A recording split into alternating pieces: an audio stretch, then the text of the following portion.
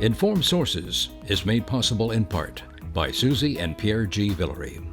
With a continued passion for public television, we are proud to underwrite Informed Sources. Please join us in supporting WYES television. This program is brought to you in part by the Eugenie and Joseph Jones Family Foundation, a local foundation proud to support education, the arts, and culture in the greater New Orleans area.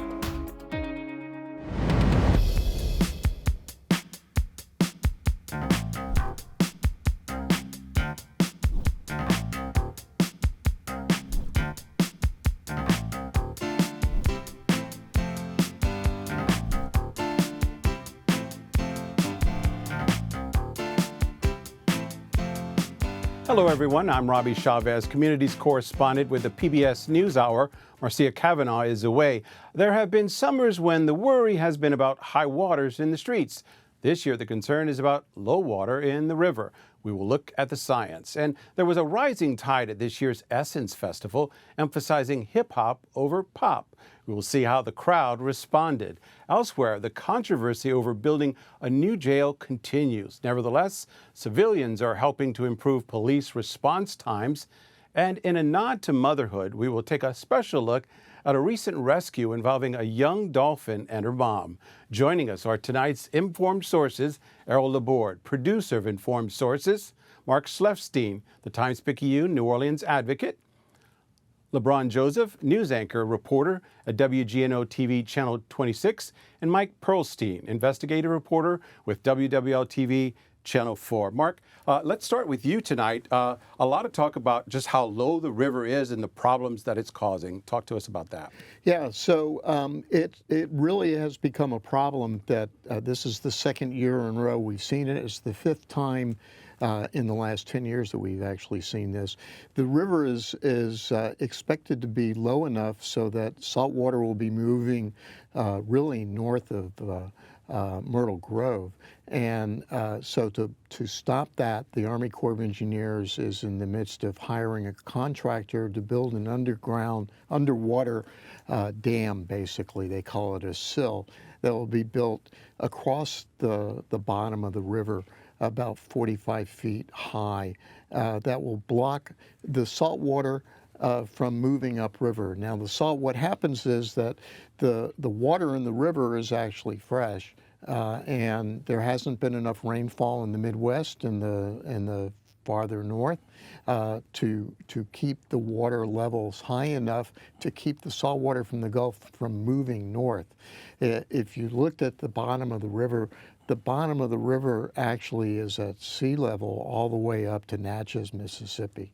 That's pretty amazing when you think about it. The bottom of the river is that deep, that far north. And what does it involve? Does it involve coming in and dredging it, and how high do they build that? So there'll be a regular dredge company that we've seen this.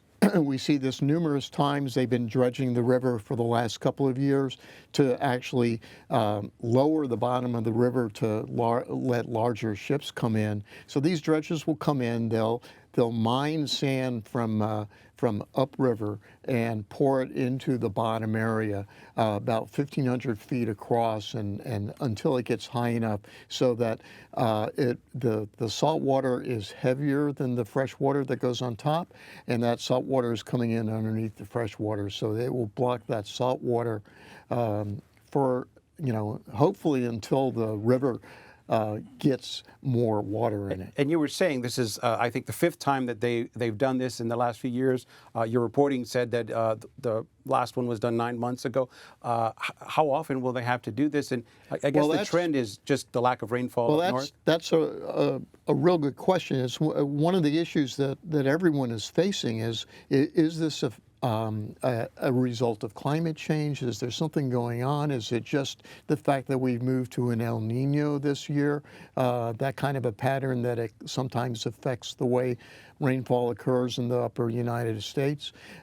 People don't really know what the exact cause is. Just in 2020, our problems were just the opposite. We had too much water in the river, and we had to open up the Bonnie Carey Spillway twice that year, which was also an extreme, unusual event. So it's unclear. How deep does it need to be for the ships to get through? Well, that's a good question. So the new shipping level for the river is 50 feet. So they're trying to get ships that use they call them the Panamax, post-Panamax, the Panama Canal ships that are able to go around the world and are much deeper in their depth. So one of the concerns last year was whether or not that 45-foot height of that of the dam would actually block ships, and it didn't happen last year. They're not expecting it to happen this year, but it's something they're going to look at.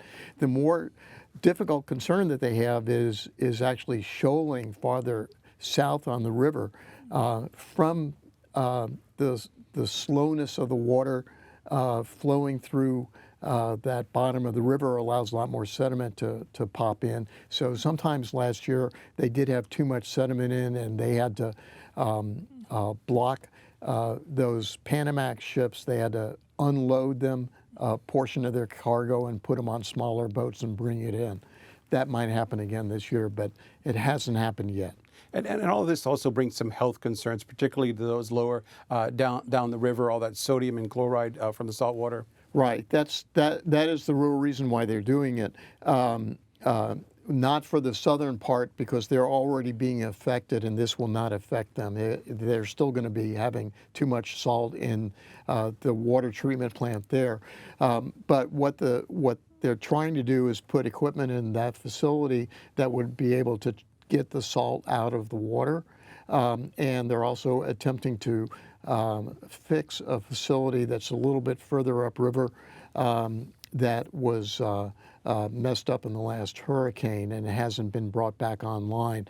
What the dam is trying to do is to block that salt water from hitting either the Belle Chase or the Dalcour water plants, or in St. Bernard Parish, or possibly even, although not necessarily as much affected, city of New Orleans. Right, and so the governor has declared a state of emergency to help out. How does that kind of bring supplies to folks in that area? So that will help the parish work more carefully with state agencies like the Governor's Office of Homeland Security and Emergency Preparedness in getting water supplies to the areas to the south, and also hopefully to get some of the paperwork out of the way, to get some of that equipment in place to get the plants fixed. Great.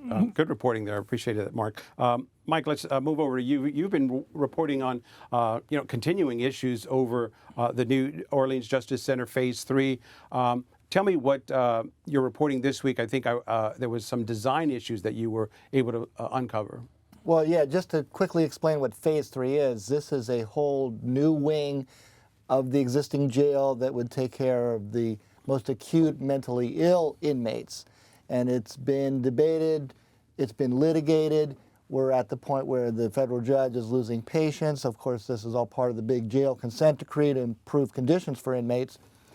And it comes kind of late in the game, but the new sheriff of a year and some months, Susan Hudson, has raised strong objections. She ran her campaign against Marlon Gustman on opposing this Phase 3 proposal, and the dynamics of it are really quite interesting because it has gone so far down the path, I think without a broad number of officials actually realizing what the design is. Right. And that's where my story is focused over the past couple of days. The design that is basically already in architectural renderings. There's been a couple of bids. It's ready for groundbreaking, but it's called a panopticon. And that is basically a circular configuration in which inmates, once again, mind you, this is the most acute mentally ill inmates, would be in a circle surrounding a central command center. And that's part of the problem, right? That when you have folks being watched all the time Right. who are suffering from mental illnesses, that creates anxiety and other tremendous issues. stress. It's sort of like, putting people on display. In the case of the mentally ill, a lot of distress, a lot of acting out. And just imagine that A, you're the inmate on display, and B, you're the inmate who has to see all of this going on all around you 24/7. It's known as, in the past, is extremely difficult for inmates and guards alike to be in that environment. So much so that all panopticon prisons in the United States have been closed. The last one in Illinois in 2016, and I spoke to some of the experts there who were instrumental in getting that closed. And it's considered basically, almost like medieval. It's outdated. Sheriff Hudson, in a letter, called it inhumane, cruel, and that is the design. And interestingly, city council members who would hold the purse strings to have to pay for this hadn't really seen the design in that kind of detail, and much less the objections to it.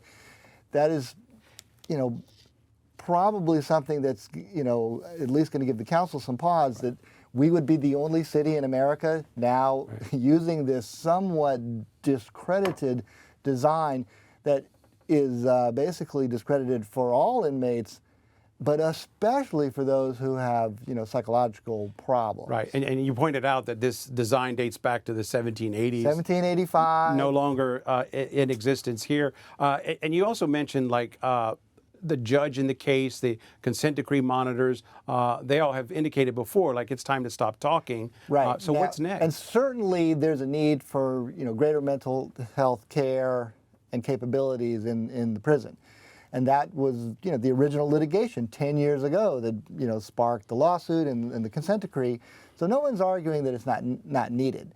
But this design, which is now being seen by people for the first time, is really raising some red flags. Now, but this has gone so far along that there's actually a construction company that has bid on the job, and another major sticking point, especially for the city and for the city council, is that in the process of litigating and trying to, fight against this, the cost of that has gone from $40 million, which FEMA was going to cover, $39 million initially, and now the cost estimate is $115 million. So Sheriff Hudson says that, look, rather than the whole $115 million, we could retrofit some existing buildings, all right, not the main jail, but some existing buildings that already now and have, been in use for 5 years to house the mentally ill inmates at that jail. And she's in favor of expanding that. She's trying to get at least the judge and then the plaintiff's attorneys to just have a discussion. But once again, the thing that I think took a lot of people by surprise, I had to go to the dictionary to look up panopticon. I did too. When I went to the Wikipedia and other research about this design and how it's, almost not used anywhere in the world. When you look at it, it looks very medieval. Yeah, in the modern version, Right. it looks all like hospital setting, Right. but even that's a little space age, kind of, questionable as to the effect it would have on the people who have to live in that environment. And Sheriff Hudson brought out the cost in her court filings also. I think she said it's costing basically $2 million per cell to build this? $5 million. Was it So, 5? There are so many dynamics, but this is proposed to house 56 of the most acute mentally ill. And the cost at $115 million, do the math, it's like $5 million per cell. And she's now arguing, look at all the other things we could do, to help people with, mental health problems with this additional money instead of $5 million a cell in this circular design. So she's lobbying on all fronts. She's actually gotten some council members' attention. The mayor has already, been opposing this. But the federal judge has the final say. Right. He said at a court hearing just last week, hey, it's, time to move on. This has been litigated. And I think the key here, and I point this out in my story, is the attorneys for the plaintiffs includes the Department of Justice, but it also includes the MacArthur Justice Center. That's the original plaintiffs' attorneys in first inmate lawsuits, then a class action. And in the magistrate, Michael North, turned to them and said, what do you say in response to the sheriff's objections? And they said, let's go forward. Right. So that is, I think, the next key is, do they really want to proceed with something that could, in the research and literature, be viewed as something that could harm the inmates that they're trying to help? Appreciate that. A few weeks ago, the sheriff had a bond proposal that was just slaughtered. I think it got 80% against. 91 to 9 against. Yeah. That's what you call a defeat, okay? But would this have been affected by that? I mean, would that have helped this project? So the city council would be on the hook, according to the consent decree, to pay for all this. So it's not the sheriff herself. She was trying to get additional money just to staff things. And that is also something that would be hard. She would be hard pressed to find extra guards for this new Phase 3 complex. Okay, Mike. Thank you very much. We'll certainly keep watching that. Let's turn to LeBron now and talking about Essence Fest. This year they celebrated 50 years of hip hop. How did that go? It wasn't our parents' Essence Fest. It was a different feel in the room, if you will, Robbie. Essence is in its 29th year. And certainly for anything to live, it has to grow, it has to evolve to be what it needs to be. The current owners of Essence, the brands, Essence Ventures, is a gentleman by the name of Richelieu Dennis, who made his fortune selling beauty products and then sold the company, Sundial Brands, for about $1 billion. And one of the ventures that he has purchased is Essence. And coming with the publication, the websites and all of that is the Essence Festival. His team has made a concerted effort to make the festival their own in terms of how they want to proceed with the various different things. And Essence Festival here in New Orleans has had a number of different incarnations. However, what you have essentially is day empowerment seminars that are free, open to the public at the convention center for 3 days.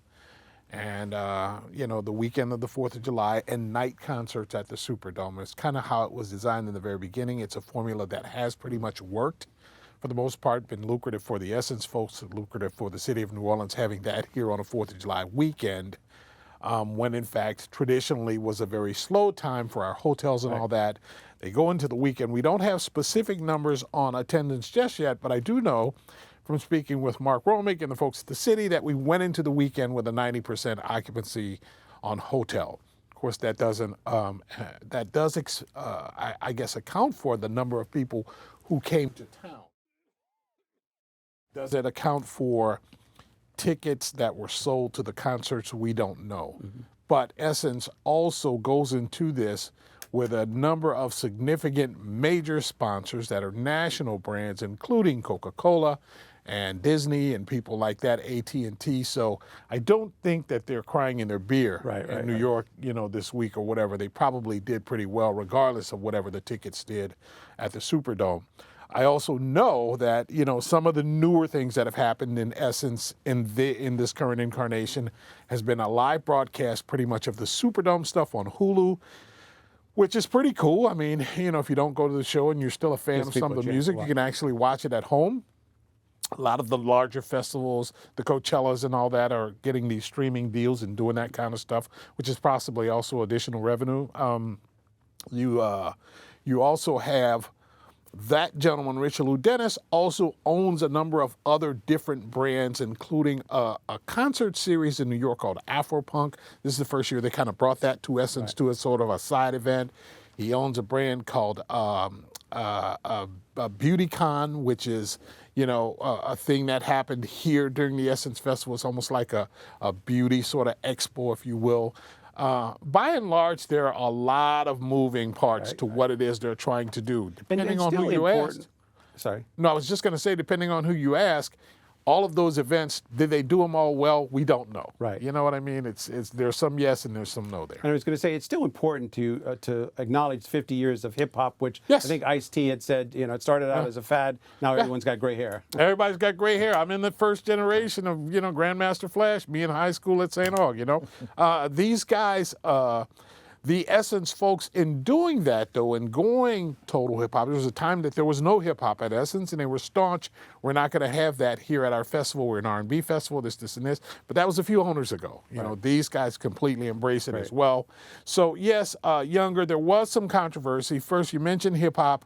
Doing a 50th anniversary of hip hop initially and not including any New Orleans artists was a tough thing. They eventually brought on Juvenile, Mia X and Big Frida and Lil Wayne and folks like that perform. Also the issue of clean zones. We haven't heard the last of that yet affecting local businesses, but we will hear more about that. Okay. Yeah, we'll watch it as it continues to evolve. Thank you so much. Clean zones will come up with the Super Bowl next big event. That's exactly right. Let's turn over to Errol. Great story. Hurricane Ida coming up on the second year anniversary. A lot of people still displaced, but mammals too. Yeah. Let me say real quick. I hope future generations won't forget about Ray Charles. That is. I hope those names will survive. Those names will survive. Aretha, Ray, people like that. The Platt and Irma Thomas. Okay. Thank you. The dolphin. This is a great story. There's a lot of organizations that are involved in coastal protection with animals, but I guess the one that's relevant to the story is something called the Audubon Institute, which has a coastal wildlife network. And what they do is when there's some kind of big traumatic event involving the coast, they go out and see, well, was anything misplaced or any animals blown on land. And so after Ida, they begin searching. And they always find, and some of these people know these animals intimate. I mean, they say, oh, what happened to, to so-and-so, our favorite dolphin? We haven't seen him. But what happened with Ida in 221, there were several examples of animals that were just blown away on land. Okay, some were able to get back, and some weren't. But there was one dolphin in particular that people didn't know what happened to it. And after several months, they were able to locate it. It was in a bay near Grand Isle, and it had a baby. Okay, now they don't know if it had the baby before it was blown over or if it was already pregnant. I tend to think it was already pregnant because I don't think a little infant calf, as they called it, could have made that particular trip. And so there's a mom and her calf who were in the bay. The food sources are good, the water sources are good, all the things they need to survive is good, except they can't get out. They're just in that bay. And so this group has been watching them for the last couple of years. And I think we have some video. We're going to roll that now and take a look at some of the And they decided they couldn't do it any sooner than they have because of the calf. They didn't know if the calf could survive. And so this was June 17th. We have a group that's out there. These are volunteers. What they did, they herded the two into a little inlet where it was shallow enough that people can go. And there they go. That would be the mom, all right? And they're putting on kind of like this raft. And this is in the bay. There you go, right there. And a lot of volunteer work. And all right, this guy is putting on the mom's fin an satellite electronic device so they can monitor. And now they're carrying it, and they're going to put it in a vehicle, which you'll see in a moment. This is a vehicle that's designed for carrying these kind of things. And you see they're sponging them because these animals have never been out of water in their life. And so here they are for this ride, and they have to sponge them. And then they bring them down to the Gulf of Mexico, and they're going to let them out in a second, and away they go. They have been monitoring these two. I could tell you that as of yesterday, okay, latest report came in, is that they were by Port Fourchon. Right. And they tend to hang around the Gulf of Mexico. They're very territorial. They don't go away. So it's not like they go to Miami or Key West. They're going to spend their whole life in that area. But it's just good that they can be monitored. They also have names. Those of you who saw the show, and again, listen carefully, Schitt's Creek, S-C-H-I-T-T-S, Creek, okay? In that, the mother was named Moira, and the daughter was named Alexis. And so that was Moira and Alexis that you've just seen. And they'll keep watching them for about a year or so now. Yeah. They'll keep an eye on them. But they also do a lot looking for turtles, because a lot of turtles get misplaced too. Wow. And so a good bit of their effort. But I think it's just a really great story that's going on. Thank you so much for that, Errol. It was a fascinating video to watch as well. All right, Mike, let's go back over to you. You've been tracking response times actually going down. Well, this is a rare bit of good news on the crime and police front. Obviously, with the New Orleans Police Department, so short-staffed on officers, down to just over 900 officers, response time has been a persistent problem. they've been growing longer and longer.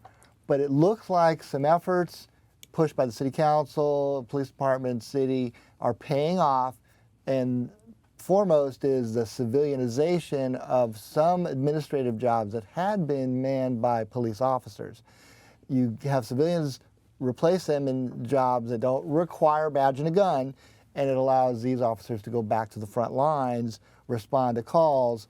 And while we're supposed to get some statistics next week from the council's, statistics guru, Jeff Asher, he has not revealed all of the different factors, but it does look like civilians occupying these jobs is just one of several factors. There are a couple of other things, like on-scene services expanded their operation to respond to minor accidents. Those are the people that go out in the separate trucks. Correct. And respond to accidents. That's a civilian company. They respond to minor accidents that don't, require police. No injuries, and some other reform efforts, getting more people out from behind desks on the front lines. It looks like all of those things together are bringing down response times, much to the relief of both the citizens and the council for monitoring this. They're celebrating that time, but it's still pretty huge response We're way time. above national averages. We're way above even the department's own goals. But it's the first time in a long time we've seen these go in the positive direction. Right. And what do you tell the public in terms of who these people are that make up these alternative police groups, and how much confidence is it bringing back that maybe response time is getting better? Well, some folks wouldn't call it all, right? Some recent polls show that there's not a lot of confidence currently in NOPD, but once again, we've only seen these results, and they're going to be announced next week, very, very recently. If it really takes hold, becomes a trend, they still can fill even more of the administrative jobs with civilians. That effort is ongoing. As long as things are trending in the right direction, there's a little lag time before the public catches on that, hey, officers are responding quickly to my calls. We'll look for that new data. Thanks a lot for that. All right, what are you watching for the next week, or what are you working on, Errol? Well, not me working on them. I can tell you that a new museum in Queens that just opened, and the significance of it is that it was where Louis Armstrong's house was. The house still stands, but they've added a museum, a brand new museum. Armstrong moved there, and he lived most of his childhood in New Orleans. Moved there in '43, was there until his death in '71, and it's on the way between the airports. And I've been to the house, and the house is really nice, but it's an elaborate museum. One of the travel magazines called this one of New York's best under-the-radar museums. It'll open this week. Look forward to that. Mark? Yeah, so unfortunately, bad news again. There you go. The Colorado State University has come out with an interim review of how many hurricanes, tropical storms there may be this year, and has increased its estimate to a bit greater than average, 18 named storms, 4 that could be intense hurricanes. And the reason for that is that they expect that warmer water in the Atlantic is going to be a more telling feature than the ability of El Nino to cause winds that will cut off circulation. Let's hope not. LeBron, real quick. Satchmo Summerfest. You mentioned Satchmo. The festival is in August. That's the next big one for us. All right, Mike? Hey, some real important hearings on this Phase 3 Panopticon design in federal court in 2 weeks. It's really the Hail Mary for the sheriff to block this effort. All right. That is our show. Thanks to all of our informed sources around the table. Marcia Cavanaugh will be back next week. Thank you very much for joining us.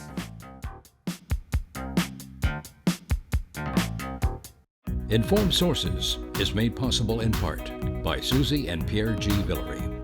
With a continued passion for public television, we are proud to underwrite Informed Sources. Please join us in supporting WYES television.